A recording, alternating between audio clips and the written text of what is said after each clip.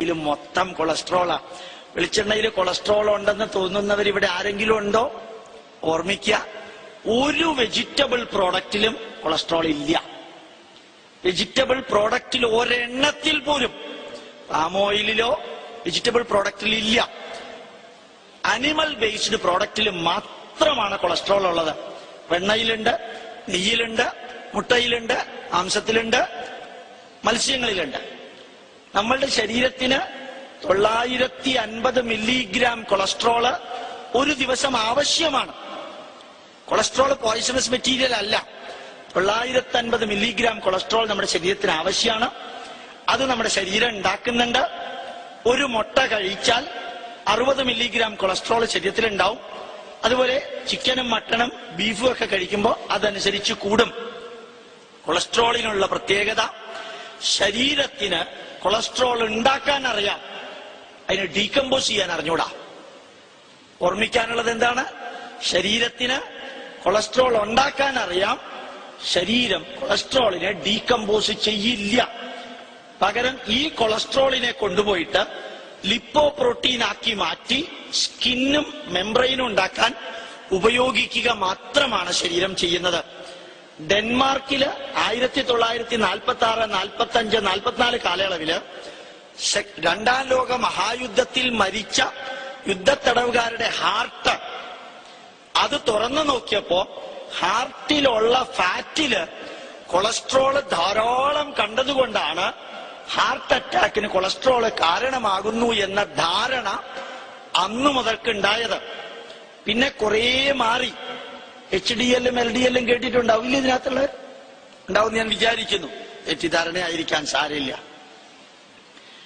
Law density lipoprotein LDL 0.94 gram per cc വരുന്നതാണ് low density lipo protein.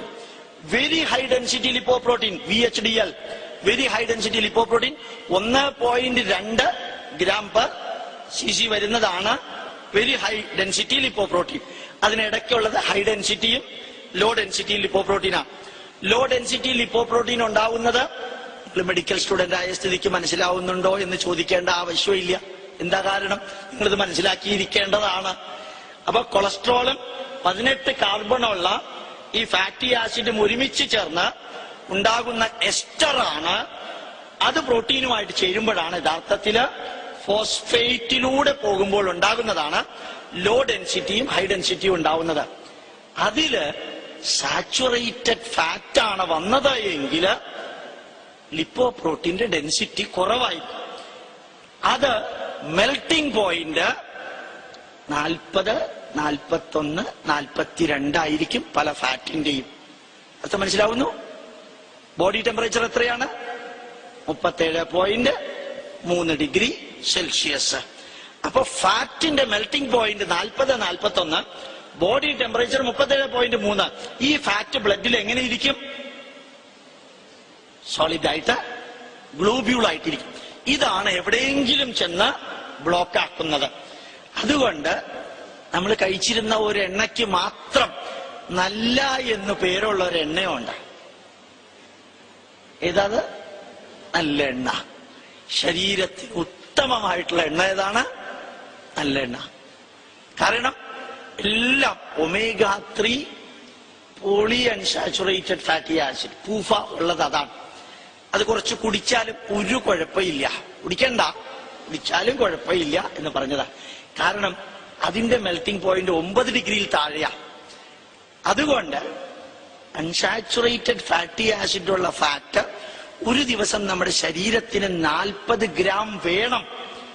നമ്മൾ ഡോക്ടർമാര് ഭയപ്പെടുത്തുന്നു, നിങ്ങൾ ഫാറ്റ് ഒഴിവാക്കണം, പക്ഷെ ചിപ്സും മറ്റുള്ളത് ഒഴിവാക്കണം. എന്താ കാരണം? ഈ എണ്ണ 167, 170 ഡിഗ്രി ചൂടാക്കിയിട്ടാണ് ചിപ്സ് വറക്കാൻ വേണ്ടി അതിലിടുന്നത്.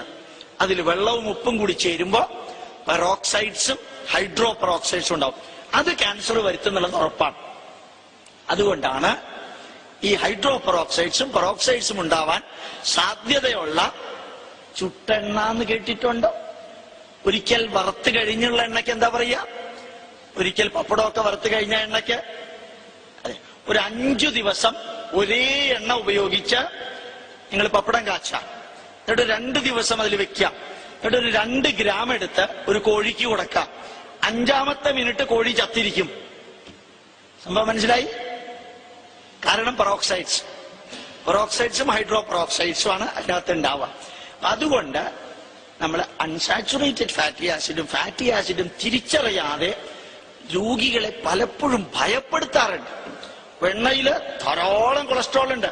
വെണ്ണ വെജിറ്റേറിയൻ പ്രൊഡക്റ്റ് അല്ല. അതുപോലെ നെയ്യിലും ധാരാളം കൊളസ്ട്രോൾ ഉണ്ട്. കാരണം വെണ്ണയിൽ നിന്ന് വരുന്ന സാധനം തന്നെയാണ്. കൊളസ്ട്രോള് ആ രീതിയിലാണ് ഉള്ളത്. ഇപ്പോ വെളിച്ചെണ്ണയിൽ കൊളസ്ട്രോൾ ഇല്ല എന്ന് പറഞ്ഞതും അത് ഉണ്ടെന്ന് പറഞ്ഞത് ആരാണ്?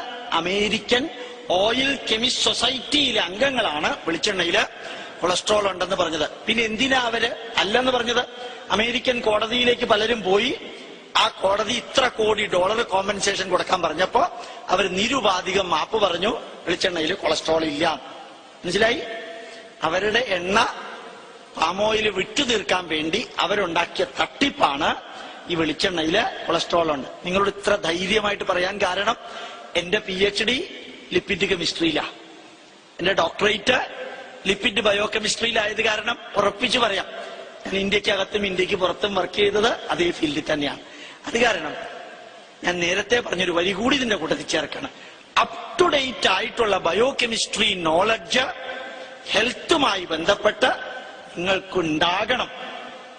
നമ്മളുടെ കേരളീയരുടെ രോഗങ്ങളില് 60% രോഗങ്ങള് വെറും ഹൈഡ്രോ തെറാപ്പി കൊണ്ട് മാറ്റാം.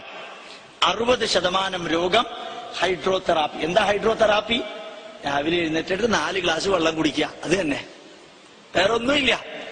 ഒരു 3-4 ഗ്ലാസ് വെള്ളം കുടിച്ചാൽ നമ്മുടെ ശരീരത്തിനകത്തുള്ള 6.25 ലിറ്റർ ബ്ലഡ് അസാധാരണമാംവിധം പൊള്യൂട്ടഡ് ആണ്.